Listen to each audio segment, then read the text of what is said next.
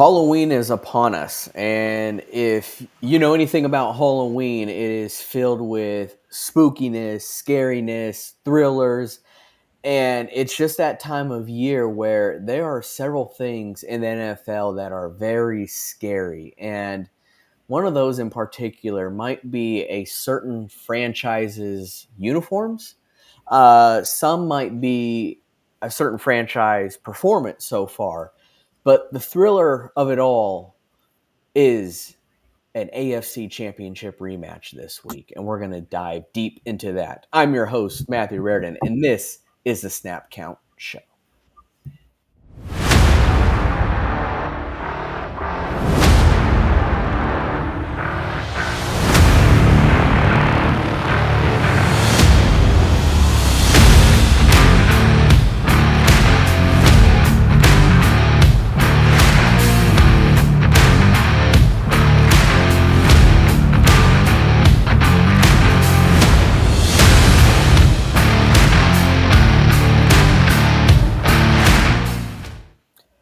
Happy Halloween to all you listeners out there. This is the Snap Count Show, where I'm your host, Matthew Reardon, and with me today is none other than David Street. What's up, guys? Ed Smith. Go Pack, go. And Thaddeus Lloyd. Hello. Well, whatever you guys are doing today, I hope that you have the time to watch this show because it's going to be a very interesting show filled with lots of spookiness.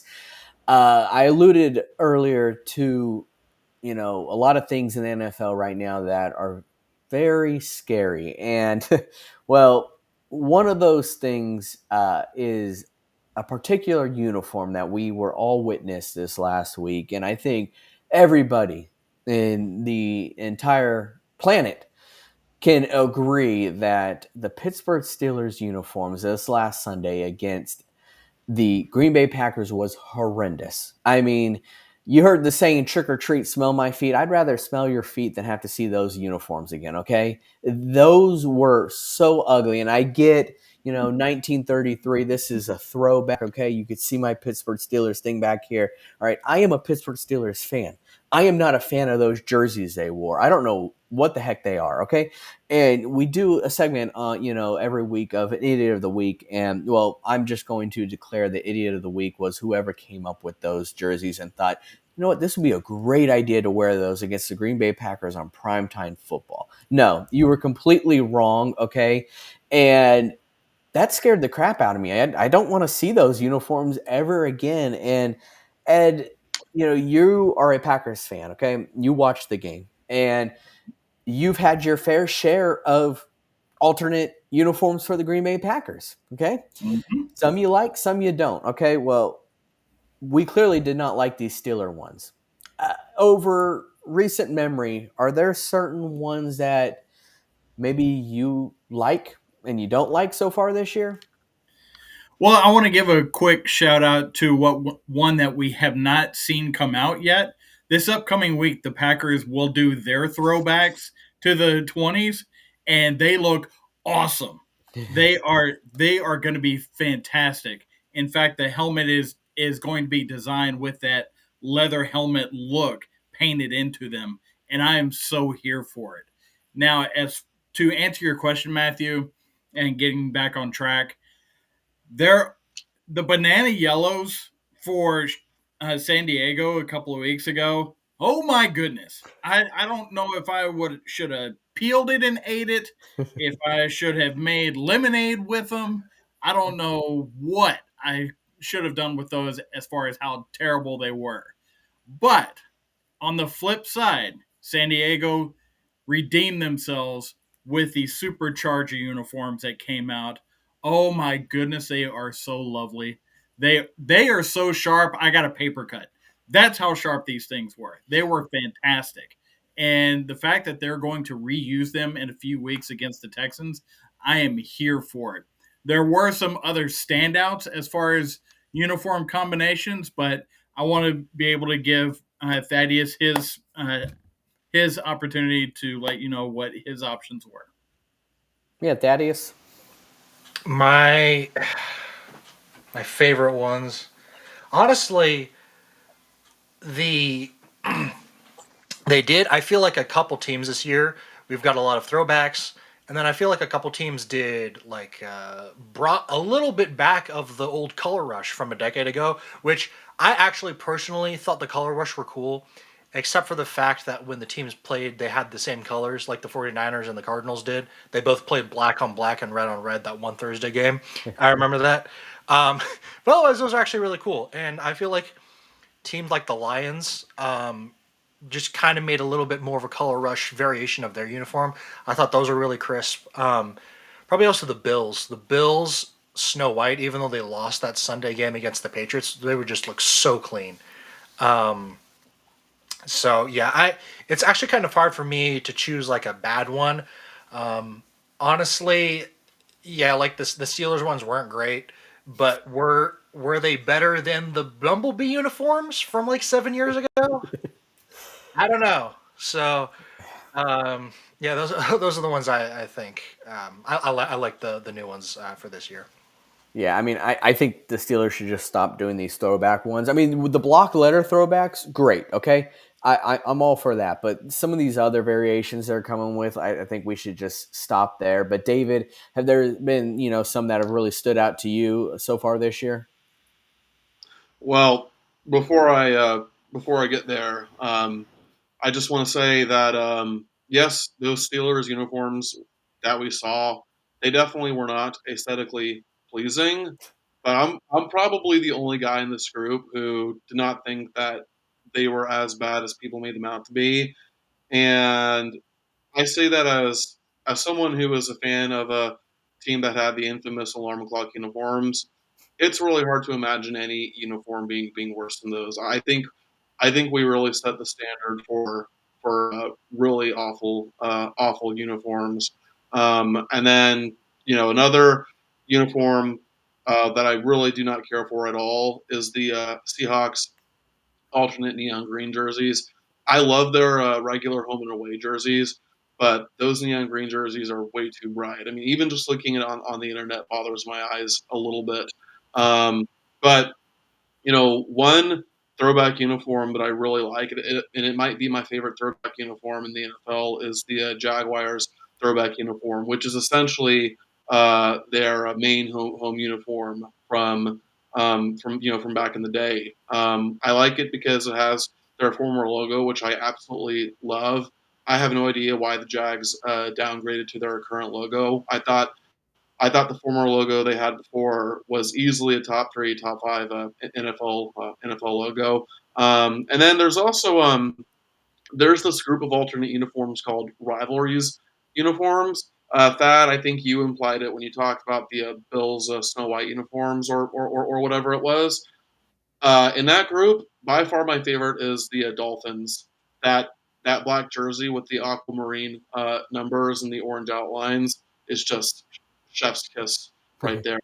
But also going back to the ugly uniforms, the Patriots rivalries jersey is absolutely awful. It's far and away the worst one in that group.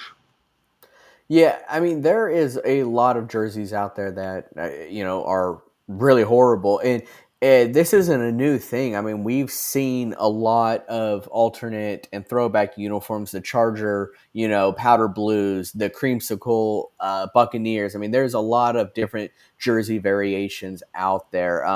Before I hone in on this next point, Ed, it looked like you wanted to follow up on a point there. Well, when you're talking about the Pat Patriot uniforms, is that what you're talking about, David? No, no, they're uniforms. There's a category of NFL uniforms called rivalries Right. uniforms. So, wait, is it? Hang on, Are you I'm talking looking about up the right red? now. No, Well, not that one. okay. That's what I wanted clarification on. But just as a quick tie in to everything and button it up, there is one franchise that I think hit the entire spectrum in their history of the worst and some of the best uniforms, and that I got to shout out to the Denver Broncos. The Orange Crush uniforms that they wore against the Cowboys last week, that those were great. But if y'all remember their original uniforms and the throwbacks that they tried to do about a decade ago, those were horrendously awful. Of the brown and yellow Wyoming cowboy colors, trying to look like, if I remember correctly, it was just a brown helmet with this gold outline on a brown uniform. It looked torturously awful. So that, as a franchise, I would nominate them as a best and biggest spectrum of best and worst. Yeah, that makes total sense. Trivia question, and I'll give you guys each one guess to keep it going. But as of right now, there's two teams in the NFL that do not have alternate uniforms. It's just home and away. That's it. What two teams are they? Ed, let's start with you. Two teams, home and away. One's Vikings. I'm going to say Vikings is one. Nope. Okay. Then I would have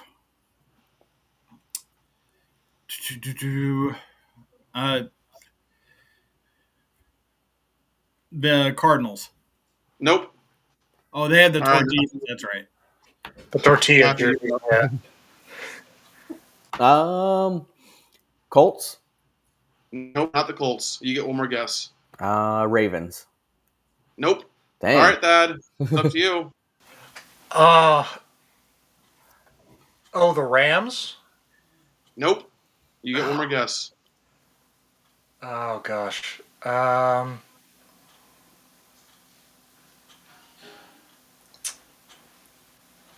Texans? Nope. Man. The only two teams in the NFL this year that do not have alternate uniforms, just home and away, are the Bears and the Raiders. Wow.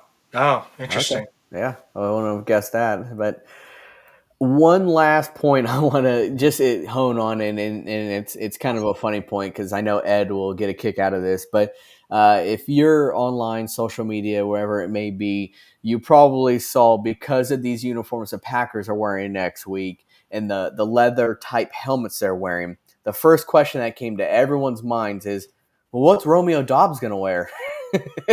Because if you see Romeo Dobbs, Mr. Bobblehead out there with his Guardian cap, it's all right. What's he going to wear? Well, they made one specially for him.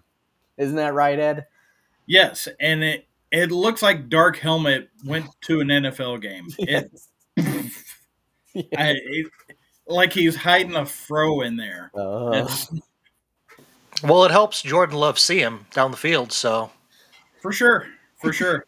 It's almost like if you're playing a video game on Nintendo, it's, if the character that you want to see has the big gigantic head when all the other characters have the smaller heads. That's what that looks like.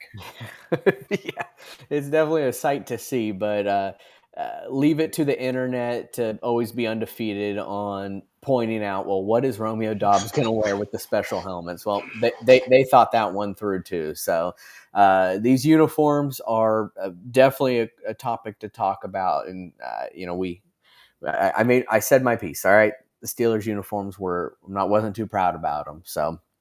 I figured out the ones I didn't like, actually. I remember now. It was the New York Giants throwback ones. I actually did not like those. The pants are so ugly. Yeah, well, it's a New York thing, okay. were they wearing some lugs boots with them? All right. Well, our next topic for discussion here, and I think this is going to be a good topic because last week we did a segment, trick or treat. It is Halloween time after all. What teams are, for real, what teams really aren't, they're pretending to be. Well, it's going to go kind of along those lines because right now we're about a week away from the halfway point of the NFL. So I want to talk about the current playoff seedings and standings in the AFC and the NFC. And some of them may, shock people. Some of them may not. But when it's all said and done, are these teams still going to be there? So I'm going to start out here in the AFC, okay? At the 1 seed, at 7-1 is the Indianapolis Colts, okay? and I'll read them off, and we'll definitely talk about it. The 2 seed, shockingly, Patriots at 6-2. The number 3 seed is the Denver Broncos, 6-2, and the 4th seed, the Pittsburgh Steelers, at 4-3. The wild card spots at the 5th seed is the Buffalo Bills, 5-2. At the 6th seed is I almost said San Diego, the Los Angeles Chargers at 5-3. And lastly, at the 7th seed, dun dun dun, at 5-3, the Kansas City Chiefs. Over on to the NFC side of things, at the 1 seed, the Green Bay Packers at 5-1-1. Ed holding up 1 for the tie. And the Eagles at the 2 seed at 6-2. The Tampa Bay Bucks at 6-2 at the number 3 seed, followed by the Seattle Seahawks at 5-2 in the 4th seed. And now to round things off in the wild cards at the 5th seed, the Detroit Lions at 5-2, the Los Angeles Rams at 5-2 in the 6th seed, and lastly in the 7th seed, the San Francisco 49ers at 5-3. Thaddeus, instant reaction to what I just said as far as these seedings go. What stands out to you? The Colts being the number 1 seed. First overall, like none of us expected even Colts fans. So I know it's been said a lot recently, but just look at how good the Colts are. Now, people are still going to doubt Daniel Jones. Obviously, he's had a track record of not being a great QB. He's had his moments, but this is obviously the best year he's ever had. But people are like, are you going to trust any of the other AFC QBs over Daniel Jones? And most people right now would still say yes. So Daniel Jones still has to prove it, but the Colts are just absolutely just cruising through everyone. Like they're averaging, 5 touchdowns a game, which is just crazy. So they're just going through everyone in there for the AFC side, and then for the NFC side, I know people were really upset that the Packers took that tie against the Cowboys on Sunday night. Like, why wouldn't you go for the win? We hate ties. Well, now that's actually looking like a prudent decision by Matt LaFleur to tie that game, because if they would have lost, they were on like the 15-yard line. If they would have lost that game, they probably would have be the 2 seed, or maybe still even the 1 seed. But with the tie, they are actually the number 1 seed and ahead of the Lions right now. So that's looking like a really good decision to tie the game. So I think those are probably the top headliners right now for the actual the top 7 seeds currently. However, one thing I want to take a look at, if you go to the NFL.com website, look at who the playoffs are. They give probabilities, if they're going to win this week, lose this week, and what the percentage is to make the playoffs. It's very interesting because the top 7 seeds in the NFC all have at least a, current at least 70% chance to get in the playoffs. After that, starting with the 8 seed Chicago Bears, the Bears currently have a 27% chance to get into the playoffs. There is like a clear cut top of the NFC, bottom of the NFC. However, if you go to the AFC, it's a lot more interesting because the Chiefs, all of the top 7 seeds in the AFC, have at minimum an 82% chance to make the playoffs. But even if you go lower, for the 8th seeded Jags and the 9th seeded Texans, each of them have over a 40% chance to make the playoffs. So the AFC, it's something we haven't seen in probably like 4 or 5 years, where the AFC is actually still wide open, while the NFC is actually a lot more cut and paste, mostly. So I think that's the most interesting aspect for these playoffs, Yeah. or the playoff race this year.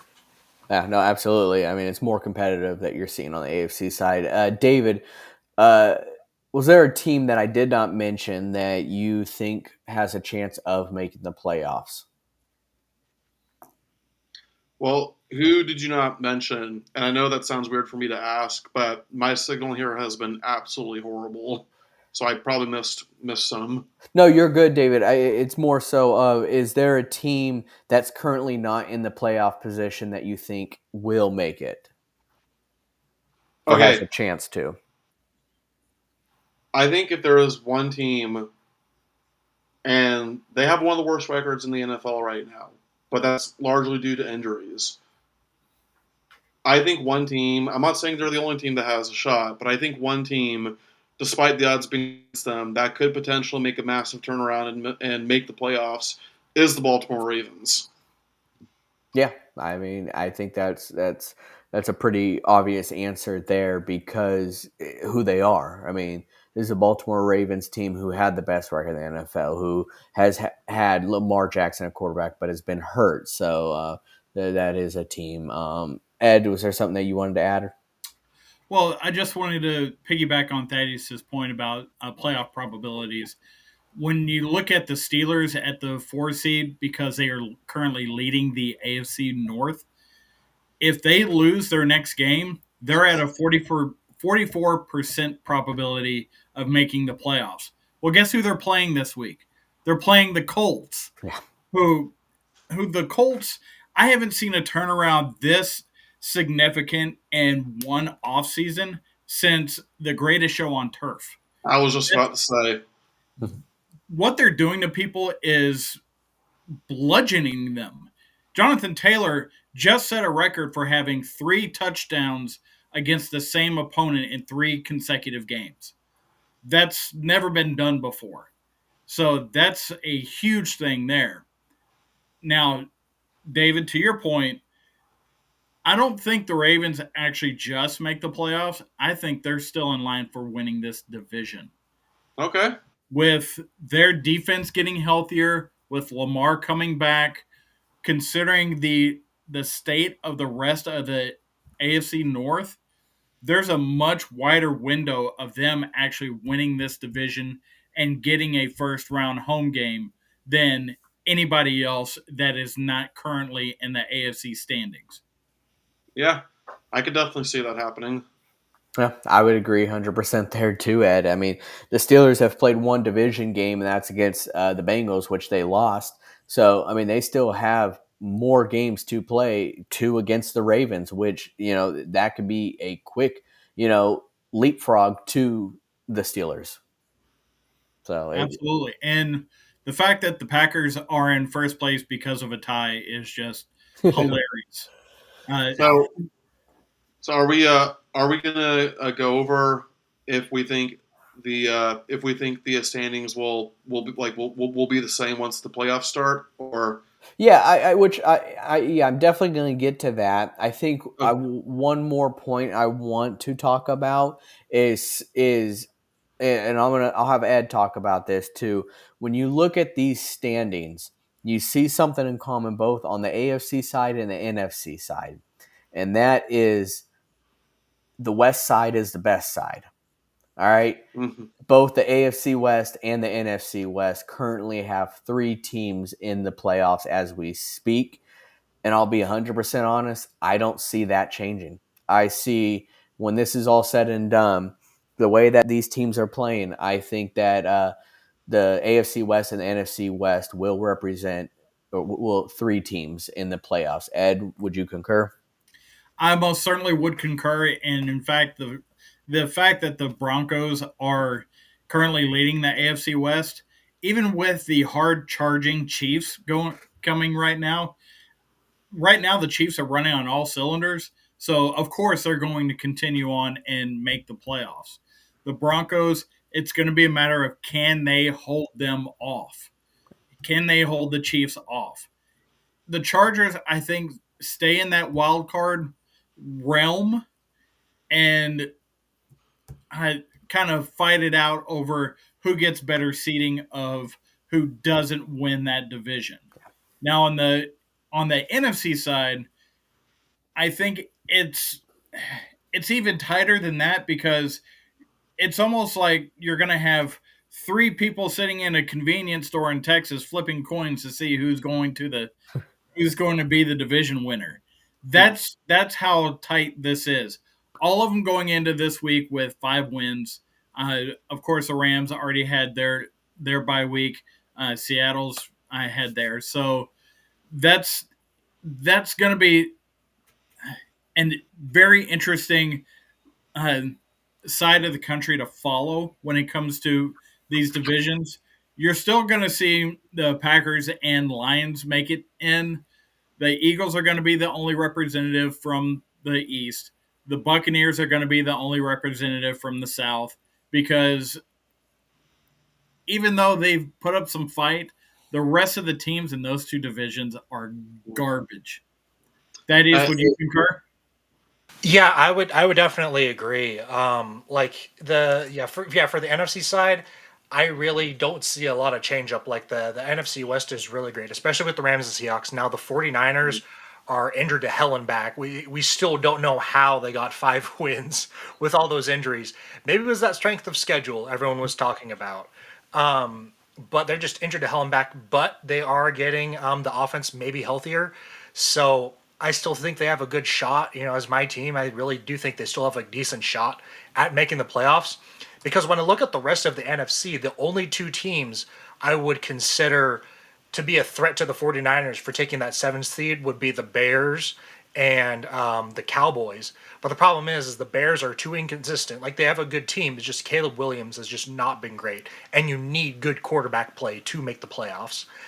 And the Cowboys' offense is just really good, but the problem is their defense. Their defense is absolute trash. So it's going to be taking your pick between those three teams for the last spot in the NFC because I fully believe all the rest of the seeds 1 through 6 are probably going to stay the same. Unless the 49ers somehow win the division or something. But yeah, that division's kind of crazy. And if the Cardinals can figure out something, the Cardinals could actually be a sneaky team second half of the season. Now it's highly unlikely though because Cliff Kingsbury or no, actually no, I forgot they don't have Cliff Kingsbury anymore. Sorry, the Commanders are going to fall down really hard second half of the season, I believe. But you got the Cardinals because the Cardinals have lost 5 of their 7 games with a combined 13 points. So if they can just figure out how to win games, they could probably maybe get close to a winning record or maybe do get a winning record and try to push for that seventh seed as well.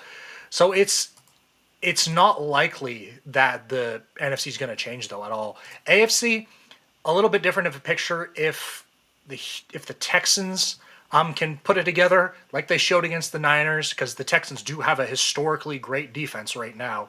It's just the offense needs to at least put up 20 points in a game. So yeah, but You're asking for a lot there. Yeah. yeah, we are asking for a lot. So Yeah. I agree with you, Ed. I really think I'm going to give it a 65% chance. The standings we see right now are the standings we're going to see at the end of the season. And uh, Dave, um, Sorry, just real quick, but Ed, you mentioned something about a convenience store in Texas. Call it. well, Try to David, get the reference. Sorry, David, man. no, you're good. You're good because I'm actually going to lay this one up to you here. One thing that we have not talked about, and I want this to go into our predictions on how we feel like this is going to be, but we didn't talk about the Patriots at the 2 seed versus the Bills at the 2 seed. When this is said and done, do you think the Patriots hold off the Bills for the actual division, or do you think the Patriots end up going to a wild card spot? The latter. I think at this point the Patriots are certainly good enough to make the playoffs. I think Drake May's second year has been absolutely incredible, but you can't deny Josh Allen and the Bills. So I think I think when all is said and done, I think the Colts are going to be in first place. Like at this point, they're not only the best team, they're far and away the best team. Their point differential, I think, is around 40 points higher than the second uh, highest point differential. So the Colts are going to be number one, but I think the Bills will take that second spot. And then, do I have time to talk about how the NFC standings are going to go, or not? Yeah, yeah, yeah. Okay. Um, so I won't discuss how I think every seed will go, but I will say that I think on the NFC side, um, I do believe the Bucks will take the first seed.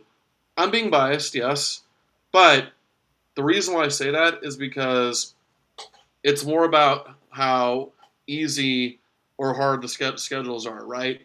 The rest of the season, you look at the Eagles' schedule, they've got a gauntlet. With the exception of a few easy teams here and there, they've got a gauntlet.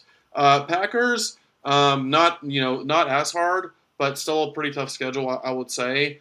The Bucks, so our next three games are going to be challenging because we've got the Patriots, and then we're at the Bills and at the Rams. I don't remember the order after the Patriots, but I do know that after the Patriots, we're at the Bills and we're at the Rams, whatever the order is. However, the Patriots is a home game, and I do believe that we'll most likely split the we will split at the Bills and at the Rams. After that, it's easy breezy for us.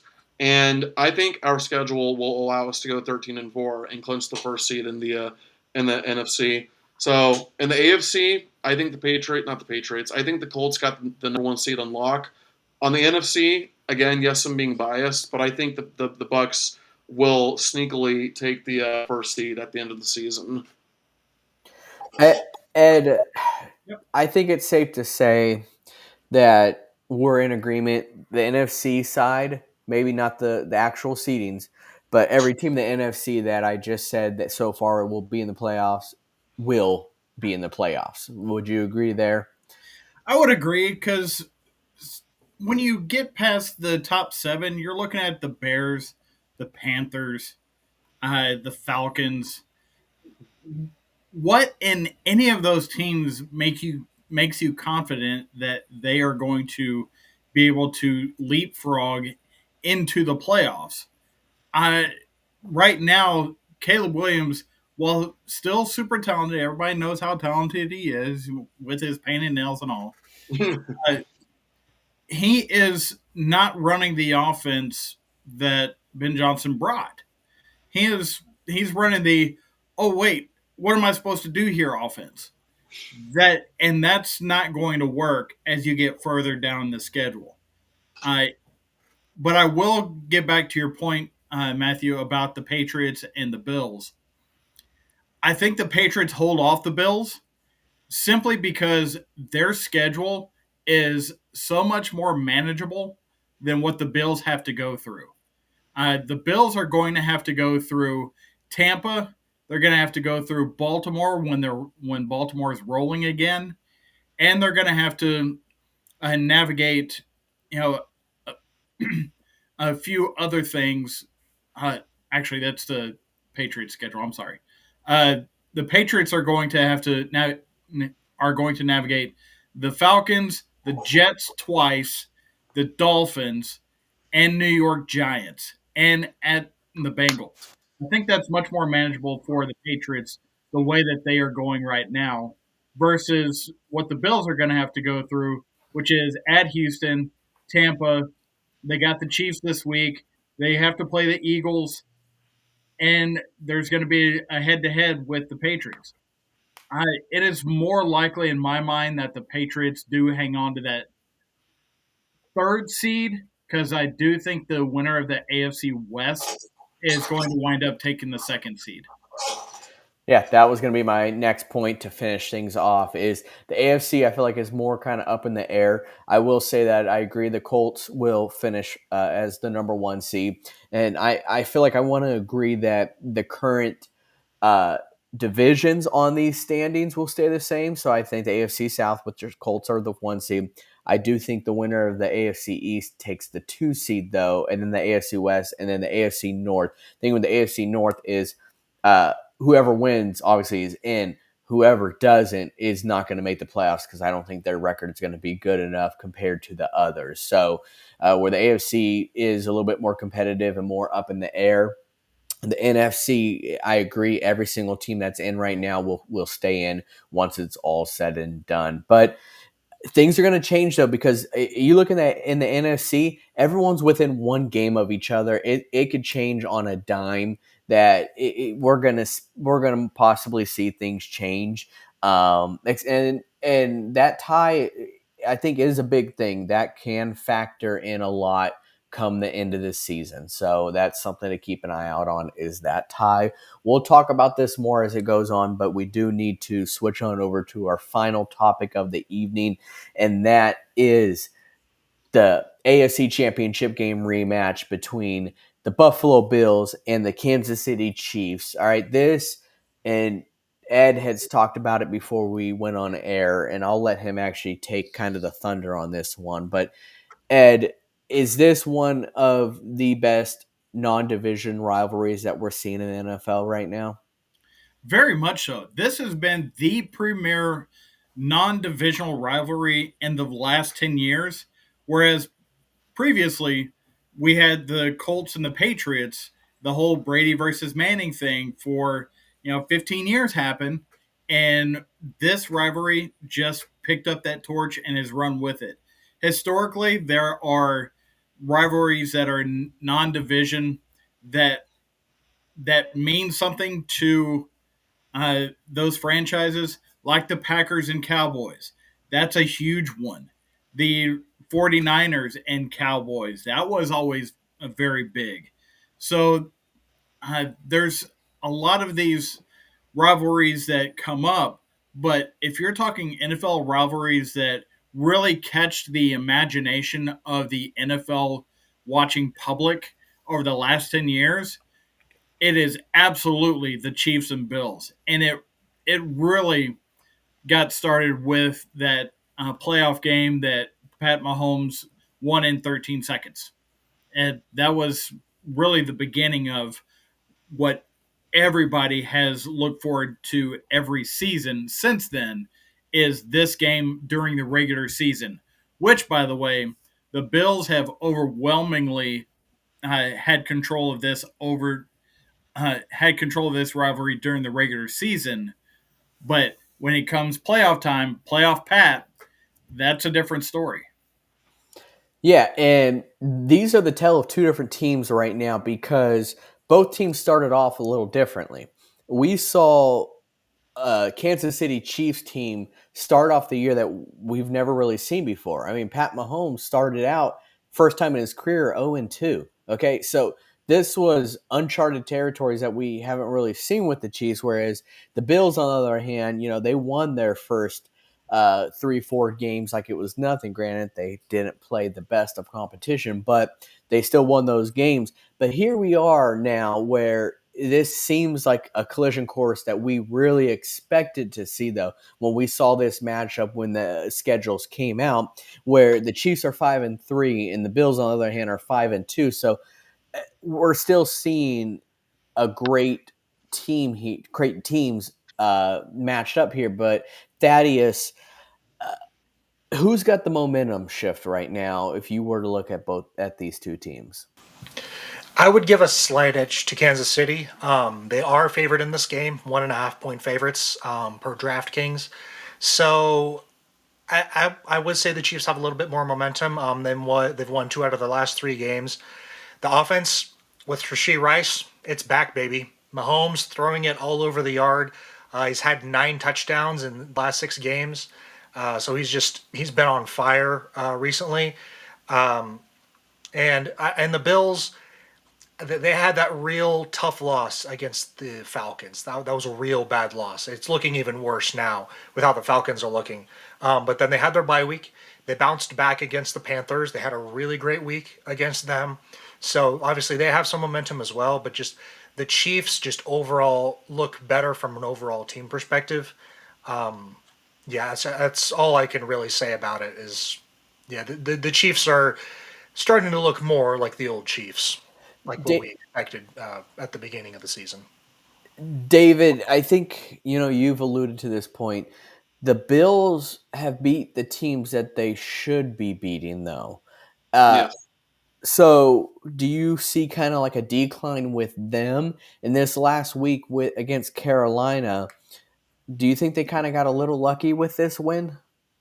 Well, it's hard to say that they were lucky with how they won 40-9. That being said, though, they were certainly lucky in how Dave Canales just completely effed things up. because I said that I thought the Panthers were going to upset the Bills if they just simply gave Rico Dowdle, wow, that is surprisingly hard to say, Rico Dowdle the ball like 100 times. And listen, the Bills have they have the 31st ranked rush defense, or at least they did prior to Sunday. And Rico Dowdle is a top 3, top 5 running back as far as yards go, right? It seems like an easy formula. I'm not saying they would have won, but Rico Dowdle only had 8 carries. 8 carries against a horrendous rush defense. It, I'm at a loss for words. Ed, help me out here. Doesn't that seem like an easy game plan? Why would you not go with the easy game plan here? Oh, more like it. It kind of depends on what you're seeing out of the defense. If you One of the problems that you see with teams like Carolina is they know that that is their one bullet. So if the other team, if who they're facing, this time the Bills, puts everybody in the box, they're going to shy away from it because they know they cannot overmatch what the Bills can bring at them. So in that vein, I can understand it. But if you believe in what Rico Dowdle's been doing for the past month, you've got to feed him the ball. Yeah, Brent Venables would say Carolina is the better team, but Right. yeah, but I mean the Bills. I feel like though still should have won that game, which they did. I mean they clearly won that game, but they are winning the games that they should be winning. Whereas some of the other ones, I mean, against the Falcons, that was definitely a head scratcher, and I think kind of exposed a lot for the Bills. But Bijan Robinson is a great running back, so uh, that's easily to understand there. But the Chiefs have, I think, undoubtedly the momentum in this game, and it is going to be a road game. It's going to be in Buffalo, Bills Mafia. But does that really even slow down Patrick Mahomes right now in this offense and the Chiefs defense from really being able to control this game? And I think the question that I keep asking myself is, are we going to see this matchup again later on this year? Because these are two teams that I feel like are always destined for that crash course in the playoffs. So when I see this game, this is just part one. I feel like of this game, this is just part one we're going to see here. And I'm going to say the winner of this game does not win again in the playoffs if they face each other. So I'm going to go ahead and drop my prediction here. I'm going to say Kansas City goes into Buffalo. I'm going to say Kansas City has their way with Buffalo in this game. The Chiefs are going to do what they've been doing ever since Rashid Rice came back. They're going to spread this football. They struggle with the running game, but it doesn't matter if they're winning games. I think that Patrick Mahomes is going to go out there and he's going to thread the ball wherever he wants to. He's got speed out there. Xavier Worthy, Rashid Rice. I mean, that just screams almost like the Tyreek Hill situation back in the day. You were able to spread that football out and flex the ball down the field now because you have that speed. And Travis Kelce, love or hate him, he is still Mr. Reliable for Patrick Mahomes when he needs him. And I just feel like having that on your side and the momentum you have is just going to be a little too much for the Bills and overwhelm them. Give me the Chiefs in this game, 32-21. Ed, how you feeling this game goes? It's funny that you bring up the Tyreek Hill comparison because I was going to say something to the effect of if you split Tyreek Hill into two players, you would have Rashee Rice and Xavier Worthy. So having that spatial consistency with them, and shout out to Tight Ends Day this past weekend. Anybody that watched Tight End U, that was fantastic television. And Travis Kelce is one of the instructors for it, and he does bring up a lot of great points to how he likes to play. Well, in bringing that onto the field, that just creates more havoc that the Buffalo Bills secondary is going to have to uh, try and maintain uh, a just trying to stay in front of everybody because it's going to be so easy to start losing people in traffic, uh, losing the Kansas City wide receivers in traffic as the game goes on. Because one injury that has taken place on the Bills defense that is going to be more significant than any other is Ed Oliver is not going to be in this game. Ed Oliver is the pass rush that they need to get to Patrick Mahomes, and he's not going to be there. So, for of all the high flying offenses and all the ground and pound and all the uh, philosophies, how well these teams match up, how great a football game as we get from these two teams, this is still going to be the Kansas City Chiefs game. I've got them at 30-28. David, are you seeing a similar path? Let me go last because there's a point I want to add to something that Ed said earlier about the playoffs. If you don't Yeah, mind. no, that's totally fine, Thaddeus. Yeah, as far as like prediction goes, yeah, it's. I don't think it's going to look good for the Bills. Especially their defense just looks really soft against the Falcons. Now I know they won against the Panthers, but like David said, it was because it was Dave Canales' fault. They didn't expose the real weakness of that Bills defense. Now the Chiefs actually don't have that great of a running game. I don't even know if Isaiah Pacheco is going to play for him, and Kareem Hunt is Mister 3 yards a carry every time. So I don't know if they can exploit that, but this Chiefs passing offense is just insanely good. Like I've alluded to before, we've talked about the receivers. So give me the Chiefs putting up a 30 burger on the Bills and the Bills offense just not being able to keep up because that Chiefs defense is still pretty good. So give me the Chiefs in this one 35-24 in a sizable win for the Chiefs. Yeah. I mean, and I do agree there. And it's funny because we are making these points, and as of now, three of us are agreeing that the Chiefs win this game. But I did say it earlier that this is just part one. I feel like, and part two, I do think is going to be completely different. And I know we may end up getting to that one day, but I'll tell you right now, if they meet again in the playoffs, I do believe the Bills actually win. I think it's going to be a flip flop. The Bills normally win in the regular season, and the Chiefs win in the postseason. But I think this year we will see a flip flop. But David, final point. Well, it's going to be a clean sweep, fellas, because I've also got the Chiefs winning. I got the Chiefs winning 31-24. By the way, I wanted to address Ed's point about rivalries, not about playoffs. But Ed, you mentioned the Cowboys 49ers being a big time rivalry back in the day. There's this YouTube channel. I don't remember the name of it, but this guy goes to all these different tailgates and he asks fans of these NFL teams, who do they hate the most? And for the short with the 49ers, most, if not all of them, said the Cowboys. None of them said the Seahawks, which makes perfect sense because you could tell the 49ers fans that he was interviewing, like these were all OG 49ers fans.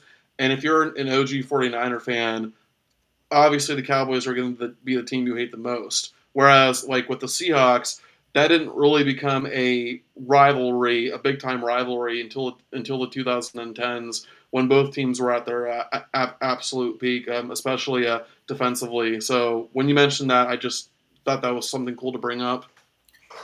Well, if I just real quick on that, San Francisco is in a bit of a historically odd division because if you go back go back enough, most everybody that is in their division was not in their division at one point or another. Yeah, So Seattle was in the AFC, Yeah. Arizona was in the NFC East when they were in St. Louis, and still in the NFC East when they were the Phoenix Cardinals. You know, the Rams went from LA to St. Louis. That kind of lost that coastal rivalry there. So, who else do the Niners have to lean on as a hated rivalry? It's the Yeah, Cowboys. well, yeah, it's funny too because like yeah, I believe the Seahawks were in the AFC Central which was like more It southern. was the West. It was the Yeah. West. Oh, okay. I It thought was it was with more. the Raiders. Yeah. That's right. Yeah, yeah. But it was like the Seahawks, Raiders. I think the Falcons were in it for some reason. That's why I think it was in the South. The NFC West was the Rams, the Falcons, the 49ers, and who was the last one? The Cardinals. No, that wasn't until later. Mm. We can all go back and take a look at that. It's wild how much the divisions have changed from the 1970s to what they are now. Yeah. Yeah. Yeah, and I know people will say it's the same old song and dance, with this rivalry between the Bills and the Chiefs, but it actually brings viewership. It really does because, like we just were talking about, fans can tell you of how much the Niners and Cowboys hated each other, okay? But I live in the Cincinnati area and I'm a Steelers fan. So obviously, you would think I'm public enemy number one, but I'm not. I'm public enemy number two. You ask any Bengals fan who they hate the Chiefs. They will, and the Chiefs aren't even in their division, okay? So that's what really brings it is these newfound rivalries that are not within your division, teams that you're facing on a regular basis in the playoffs, in which we've seen that now with the Bills and the Chiefs. And it does bring views because you are seeing iron sharpen iron. And as a football fan, you can't ask for anything more except for your team winning the Super Bowl every year. But that's not realistic unless you're a Patriots fan at one Dude, point. how sad are the Browns? The only other team in the state of Ohio, but you're so bad that you're not even worthy enough to hate. Yeah, you're. To finish off, to answer that question that we were talking about, the year I graduated high school, the 49ers were in the same division as the Falcons, the Rams, and St. Louis, the Panthers, and the Saints. That's right. Yeesh. That's right. That's why I was thinking the NFC Central was like down south because like half the teams are in the South. Yeah, I know. They've kind of got things right, but that's going to be a topic for a different day. Well, yeah. What's funny is those like the college and NFL switch. The college used to be geographically based. Now it's not. NFL Yeah. used to not be geographically based, but now it is. You're telling You got me? Missouri in the Southeastern Conference, and the state of Missouri isn't even in the Southeast. Don't get me started. Well, let's talk about the Cal Golden Bears in the Atlantic Coast Conference. Okay, like, come on. Or how about the Oregon Ducks in the Big Ten? Yes, I mean it just doesn't make sense. But guess what, guys? Money talks. All right, let that be a lesson to all you guys. If you're a sports fan, money always talks. Okay, and that's where we are today on all the sports landscapes. Money always talks. Unless you're Chauncey Billups, you probably should have kept your mouth shut. But that is not all we have today. Because one last thing, Thaddeus, records. Alrighty, so we split. Half of us had a winning record last week. Half of us had a losing record. Matt and Ed had a losing record, going 1-2. And then David and I had the winning records at 2-1. I finally lost a game after going undefeated for 2 weeks. I picked the Cowboys last week, so that was my one loss. Mm. But so in third place, we still got David at 10-17. Wait, third? Don't you mean fourth? Fourth, yeah, I meant fourth, yeah.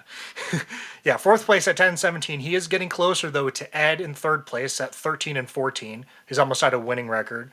Matt's in second place at 15-12, and then I'm first at 18-19. Yep, it's gonna get closer. I promise. I promise. It's gonna get closer. Should we make a punishment for the loser, or No. Well, I know it might sound bad because I'm winning right now, but you never know. okay.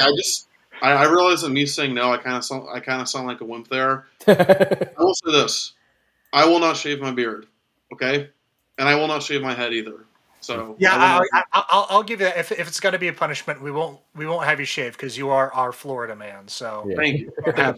Thank Yeah, you. that's not going to change. So, but we'll think of a punishment here in the next following weeks and go from it there. But that's about all we have today, folks. We appreciate you guys tuning in. Please continue to hit that like and subscribe button, share these videos, and please, of course, interact with us. Let us know in the comments your thoughts, your opinions, and how you see things going down.